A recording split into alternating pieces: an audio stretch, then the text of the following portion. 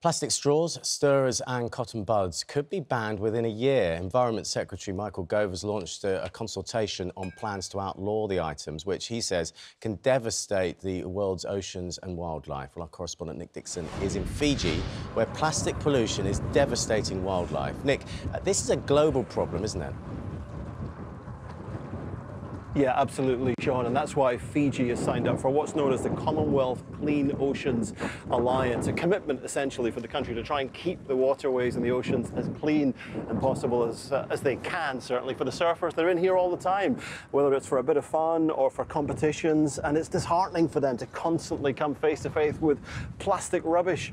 But what they're doing now, they're making it their mission to clean up as much as possible. It's a small step, clearly, but they absolutely believe in it. Dad, look, there's some rubbish over there. Here in Fiji, these surfers see the grim reality of the rubbish in our oceans every single day. These are the worst. The Hessian bags, they get caught around the reef, catch all the marine life, strangle the dolphins.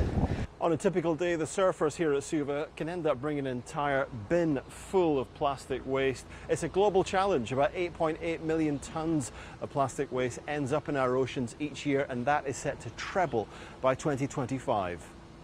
In the UK today, the government is moving to eliminate single-use plastic. In England, it's estimated that annually we use 4.7 billion plastic straws, 316 million plastic stirrers and 1.8 billion plastic-stemmed cotton buds. If this plastic tap, this tidal wave, isn't turned off, by 2050 there could be more plastic in the ocean than marine life. The surfers here in Suva are hoping that their own local initiative encourages others to do whatever they can to protect our oceans. We have been out and about around Suva Harbour this afternoon, out on the boats and surfing as well, and we have seen the unfortunate and pretty grim reality of being out in the ocean here, I'm afraid. These surfers are used to it, but it can be extremely unpleasant. Darcy, just talk me through, as a surfer, what you're seeing on a day-to-day basis. There's a lot of different type of plastic in the ocean. There's many plastics that you don't expect to see, like rice bags, like shampoo containers, ice cream boxes and all that. When we're out in the surf, we normally dodge the plastic and stuff. We're pretty used to that. Yeah, and your dad Steph's here as well. I mean, your view is it's not someone else's problem. You've got to deal with it.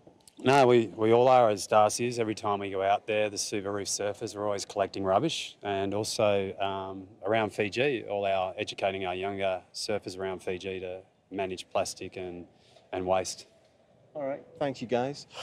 Fiji is part of what's called the Commonwealth Clean Oceans Alliance, so the country is committed to cleaning up the waters as much as possible, but as you can tell from these guys and what they see on a daily basis out surfing, it is a huge challenge ahead.